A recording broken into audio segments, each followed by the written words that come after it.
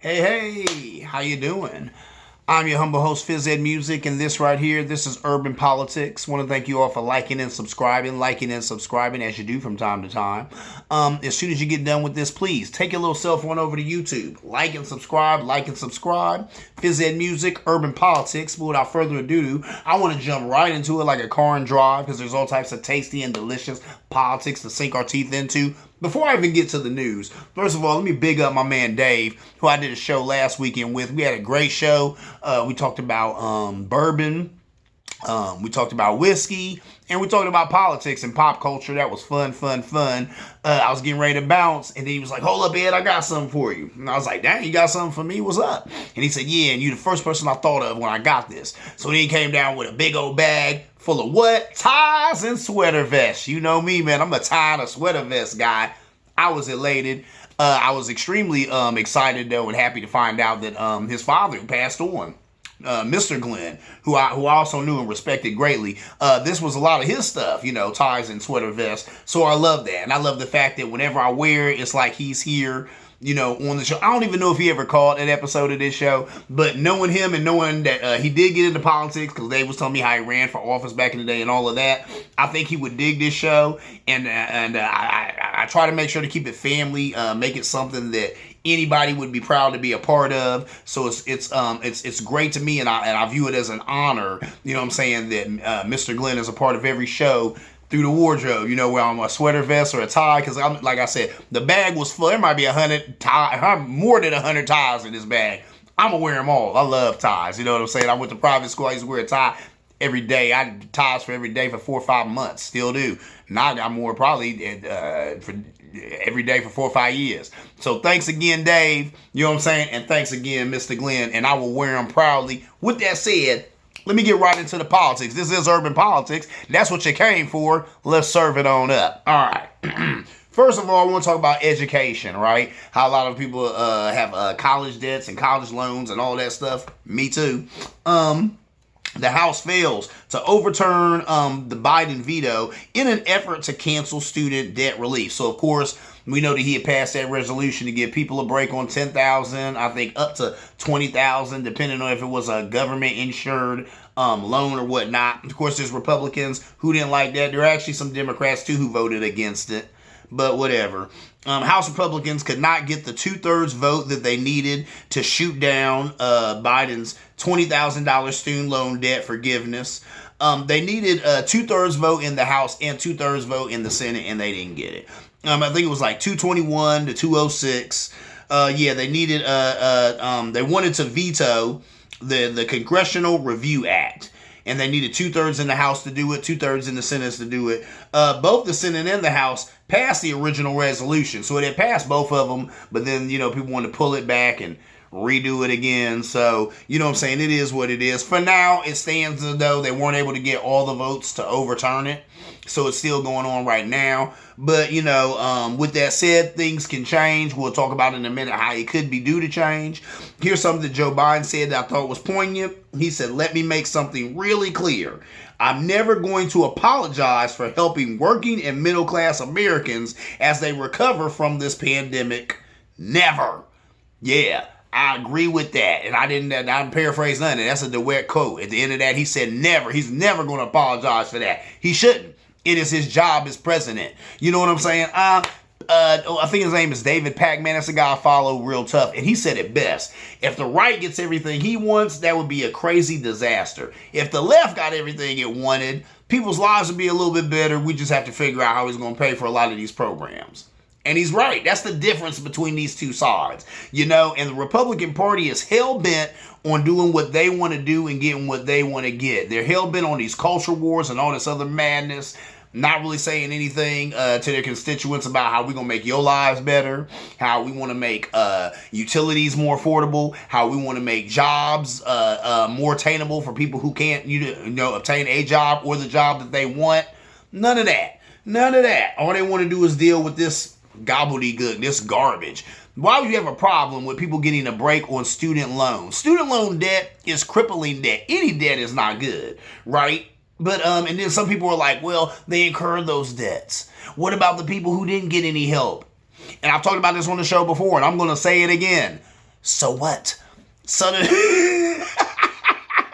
so what? Guess what? You didn't need the help. You were able to pay off your college loans and you didn't need any help from anybody or the government. Bully for you. Why do you have issue with Joe Biden giving people a $10,000 cut, a $20,000 cut? Now, my student loans aren't that much at all. You know what I'm saying? So that's a big deal to me because that helps me. But there's plenty of people that don't help because $20,000, that's a drop in the bucket towards their student loans. Most people's student loans are more 50, 60, 70, 80, 90, depending on the degree that they got. It's higher than $10,000, $20,000, right? But they're so upset that people out here might get a break, might get a $10,000 break, might get a $20,000 break. Some of these same Republicans who took loans and PPP money and PPE money from the government, they mad at the fact that you might get a little bit of help to the tune of $10,000 or $20,000. $20,000, some of them spend that on a wardrobe. Some of them spend that on a couple of nice suits that they'll sit on Capitol Hill and pass legislation that makes it harder for working class Americans instead of easier. Yeah, but they mad that, you know what I'm saying, that Joe Biden's going to help some people obtain that. Pathetic. Anyway, so I agree with him. He's doing his job. That's why he really looks good going in to these midterms of this 2024 election because there's a lot of stuff that he can tout, and that's a big one. That's a big one. And a lot of people said he didn't do all that he could. He didn't do all that he could. He could have even gave a bigger break. But 10, 20,000, something's always better than nothing. And for the last couple of years, most of these presidents have done nothing when it's come to school debt, or college debt. So it's good that he got off his rusty dusty and actually put his money where his mouth was, right? The conservative majority Supreme Court still has yet to rule on this, and we already know how that goes. These are the same people who overturned Roe versus Wade. We got a whole lot of people, people on the Supreme Court. We got a few people on the Supreme Court repping the R. They repping it tough. They're repping the C and the R, the conservative and the Republican. They're conservative Republicans. A lot of them don't even really know what that means, but they think it means that they're against abortion and against anything that's not rich white male. So we'll see what happens. They may overturn this. The Supreme Court could do it. They're the highest court in the land, right? So right now, this is, some legislation that Mr. Joe Biden has enacted, but it don't take nothing for our conservative majority court to overturn it. And I think that's coming up probably this week. So please watch this space, watch other spaces, because I'll report on it, and you can see with your own two eyes what's going on with that. But I wouldn't be surprised if the Supreme Court overturned it, because it's a conservative court, And a lot of conservatives, they always talk that garbage about pulling yourself up by your own bootstraps and how we need small government and people need to take responsibility. And all of that sounds good on paper. You know what I'm saying? But at the end of the day, it's kind of just a guise for y'all to just keep on, alienating and discriminating against poor people and making it harder for anybody who's not already in that gang of elites called the Republican Party. Anyway, moving on. Now, let me stop laughing because it's not a laughing matter. Sad case. You all have heard about it. It was dominating the news cycle for days there. 6 people died in a missing submarine. I guess this was a trip that, this guy's made a couple of times, but I guess the other times he did it alone, I think. But this time he decided to take 5 people with him. Madness. These 5 people paid $250 million apiece to be in this thing, $250,000 to die in a watery grave. Sad, sad, sad. So you know what I'm saying?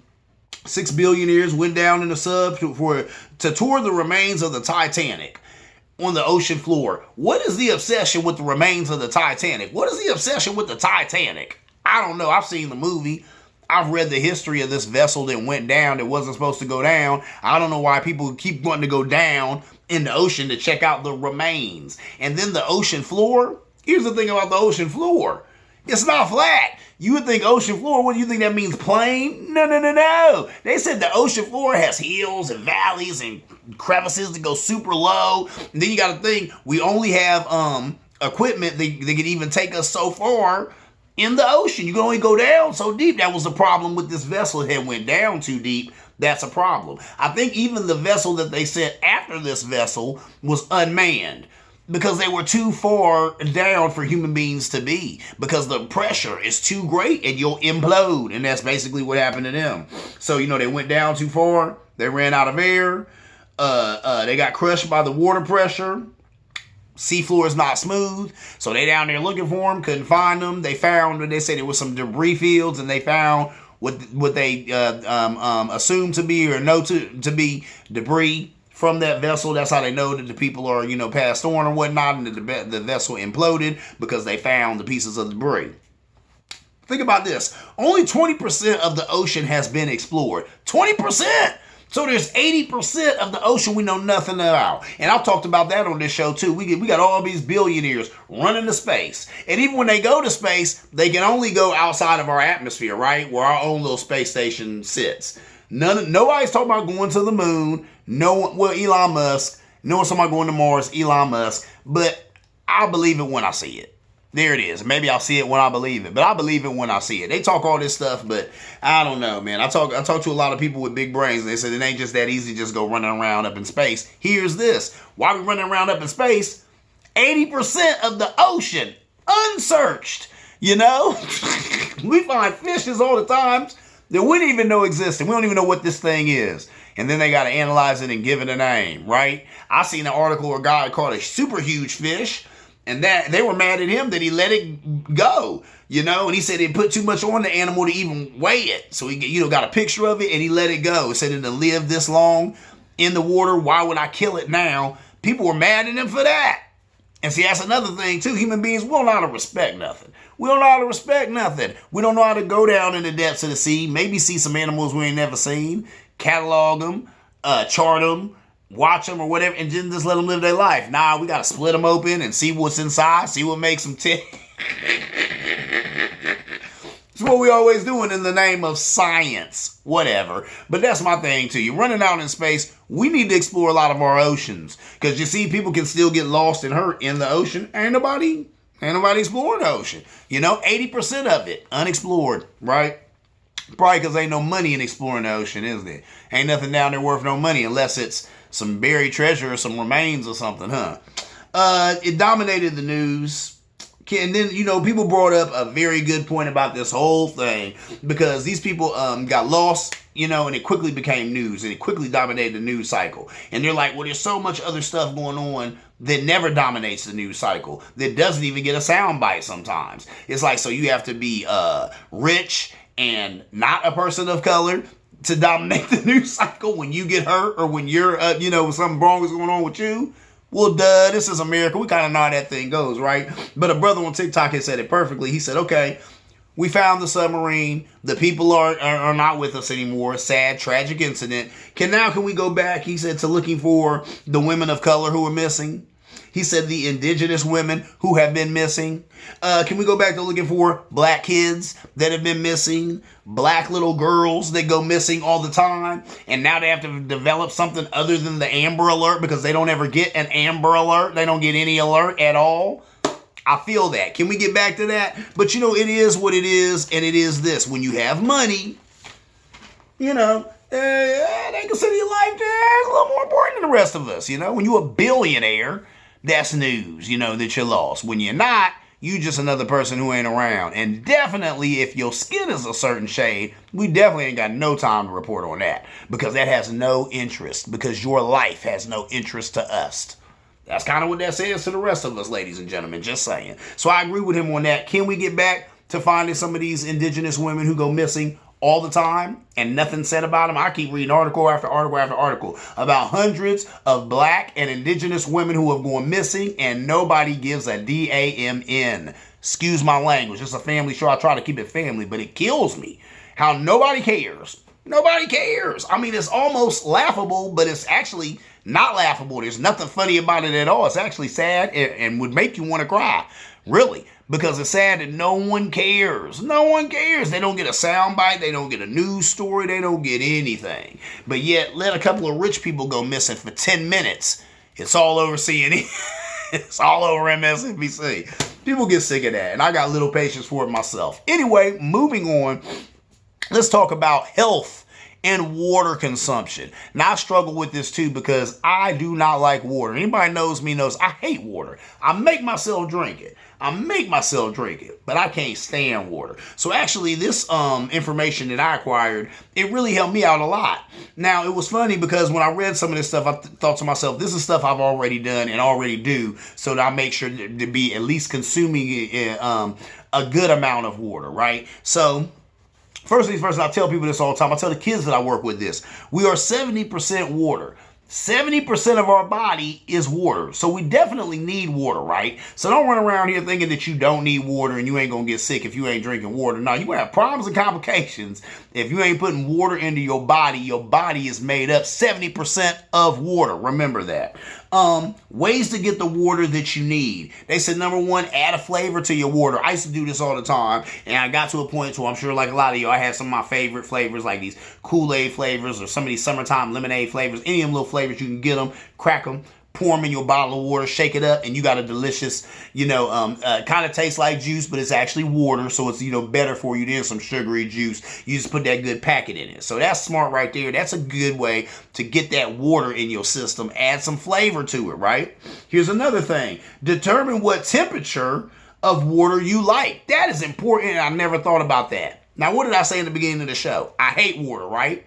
I make myself drink it. When I make myself drink it, I like it to be room temperature because I'm downing it. I'm downing that water because I don't want to taste it. I just want to get it in me, right? But please don't let it be ice cold because then that's going to give you brain freeze and that's not enjoyable. So when I'm downing some water, I want it to be room temperature, not warm because that's just, I don't want to drink warm water. But room temperature water, you can drink that quickly and hopefully get it in you before you even tasted it. That way you're getting that water in you and you got to think, this water sucks. It don't taste like nothing.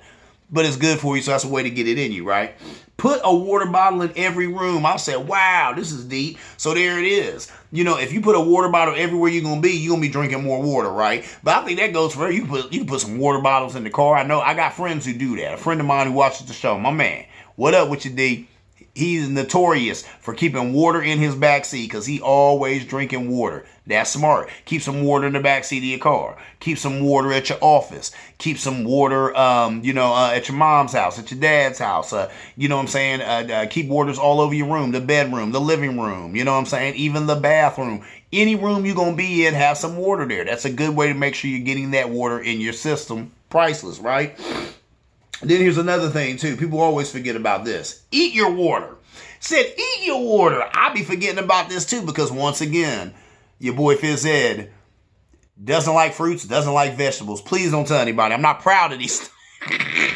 I'm not proud of this. I'm not proud of this at all. But some of you all are just like me. You don't like fruits. You don't like vegetables. I'm just keeping it real right here. This is my show. This is my platform. I'm going to be honest with you, America. I don't like fruits and vegetables, but I make myself eat them. I make myself get them because I have a child and I want to be around for him. I have 3 children. I want to be around for all 3 of them, right? But I got a baby, so I need to really be around for him. I got to eat fruits and vegetables. Hey, fruits like tomatoes or vegetables like vegetables like tomatoes, fruits like watermelons, grapes, oranges, pineapples, they said, are a great source of water and fiber. Good stuff. Now, I'm not going to bore you with the details, but maybe a summer or 2 ago, I had some complications from not drinking enough water. Come to find out that water and fiber and all of that all goes to help with your bowels. And you could have problems if you ain't drinking water. I'm going to leave it at that. But found that out the hard way, and guess what? That's once again why I make myself drink water. It ain't nothing nice if you get caught up because you ain't been drinking water. I've talked about this on the show. I got a friend in Chicago, my man Ray. What up, Ray? He had told me years ago how his mom was extremely sick, real sick. Doctors and stuff, were around. They couldn't even figure out what was going on with her. Said one doctor just had to brought out there to ask her, said, ma'am, do you drink water? She said no. He said, Ed, I've never seen my mother with a glass of water in her life. Said, and I never seen my mom drink no water. Ever. Coming up on that, never. It caught up with her. And she had to start drinking water. It will affect your health if you are not drinking water. You must drink water. People talk about too much of a good thing be bad. You can drink too much water. Well, yeah, but still, I I think you're going to fare better if you're drinking more water, right? So no matter how much water you're drinking, you could probably be drinking a little bit more. I know I could be drinking more because like I said, I make myself drink water, but I know I could be making myself drink more water, right? So there's that. You can eat your water. Last thing, set alarms throughout the day. This was priceless right here. Or you could even just get slick with it and say, look, every half hour, I'm going to down a 12-ounce bottle of water. And I might get to that point myself. Maybe I'll say every hour, every half hour. Only thing would be hard with me is finding the water, right? Because water is expensive unless you're going to walk around with water all day, strapped to your belt or something like you Batman or something with a utility belt of water. Where you get all these waters from, And I used to work in a place where they kept water pretty readily available, especially in the summertime. So it was easy to just go and grab you a bottle of water every half hour, every hour, whatever. I don't have that luxury now, but I do look good maybe packing some water, maybe at least making sure I could get some water in me every hour, every 2 hours, whatever. But it's good to get on a regimen or like they said, set an alarm to make sure you get in that water in your system because it's priceless. We all need it. You need it. I need it. There's a song by Mos Def called New World Water. If you have never heard that, after this show, after you subscribe to Urban Politics, then look up Mos Def, Black on Both Sides. That's the name of the album. And there's a song, New World Water. And it is so good. And he talks about how, what he said, man, he said they went around talking about bank. He said, forget bank, I need a 20-year water tank. And that's real. He just talks about how, what he said, he said there are places where TB is common as TV because foreign-based companies go and get greedy. The type of cats who pollute the whole shoreline and they bottle it and sell it for $1.99. Come on, Def. You got to hear that song. New World Water is so good, but he just talks about the importance of water, and it is very important, ladies and gentlemen. All right. Moving on, let me get out of here. I got my last point. I'm almost out of time. I got to get out of here. I want to talk about a gentleman by the name of Garth Brooks. I'm not necessarily the biggest fan of country music. I am a fan of this guy, though. He has some songs that I love. He's like a top artist in country, just actually, period. I think they say he's like the number 2 or number 3 selling artist probably in the world, definitely in America. The guy's huge. He said that his bar would serve all beers, including Bud Light. Where is that coming from? Now, give you a quick little history. Garth Brooks, of course, country music singer. So, of course, people on the right align with him. They align with country music. Right now they're mad at Bud Light for, kind of, hitching their wagon to, is it Dylan Mulvaney, I think is the name? Yeah, Dylan Mulvaney, a transgender influencer. You're mad about that. So Garth Brooks, he said that. He said that when he's looking to build a bar, right? I think it's going to be in Nashville, in this certain district. It's known for like country music and honky-tonk bars and stuff like that. And he said, if you're excuse my language, it's a family show, but I want to quote the man directly. He said, if you're an asshole, there are plenty of other places to patronize. That's what he said, after he said some other stuff too. But that was the last verse that he said. I thought that was huge. I thought that sent a great message to let people know, hey, look, I don't discriminate. I'm not looking to exclude. I'm looking to include. And that's what Garth said right there. Now, look, fans of Bud Light are still upset about the partnering with Dylan Mulvaney, a transgender influencer. Kid Rock shot a video of himself shooting several cases of the beer. I've talked about this on the show because I really think it's silly. But this is what's going on with Bud Light and the right. So, Garth Brooks, said he wants his Friends in Low Places bar and honky tonk to be the Chick-fil-A of honky tonks. Think about that. See what he said? He said he want his bar and grill and honky tonk to be the Chick-fil-A of honky tonks. That's hilarious. Kid Rock has a bar, the Kid Rock Big Ass Honky Tonk Rock and Roll Steakhouse, and they removed Bud Light couple of months ago, but they said as of recently, like the person doing the story said, like they just checked a week or two ago, it's back on there now, which is very Kid Rocky, very conservative. They're all about what? They're all about performative, and him shooting up cases of Bud Light was all performative. At the end of the day, that guy's about money, and he like, look, if people come out to my bar and they want a Bud Light, I'm gonna serve them a Bud Light. I'm a front like I don't like it on the internet. I'm gonna shoot up cases of Bud Light and all that crap. But then when it comes to my actual bottom line and my money, or if you come to my establishment and you want that Bud Light, we'll have it. We're gonna pull it out the back for you. because he really don't care. All of this is performative. It's all theater. And that's what the right gets into, a whole lot of theater. And Kid Rock, he don't care nothing about transgender people. He want transgender people to come to his shows. He want transgender people to patronize his honky tonk, his bar. And that's the reason why he's still selling Bud Light, even though he on the internet shooting up cases of it. It's called business in America, baby. So there's that. Garth Brooks said he wants his bar to make people feel safe and welcomed. I love that right there. You know what he said? He said he wants his bar to make people feel safe and welcome. A place with manners where people like each other. And then he said, if you are let into this house, love one another. Talk about his bar. This guy's talking about his honky tonk. But he said, if we let you into this house, love one another. And then the last verse was the one that I opened it up with. He said, there are plenty. He said, if you're an asshole, there are plenty of other places to patronize. I feel that. I'm right there with you, Brooks. Brooks said, look, if you ain't feeling our vibe, you can go to somewhere else because we don't want you. Now, Garth Brooks can do this. Why? He's a man amongst men, right? You know what I'm saying? He's got some integrity. And he's, excuse my friend, he's a hell of an artist. I don't get into country. I love this man's music. He's an amazing songwriter. First of all, the name of the bar is Friends in Low Places. I love that song.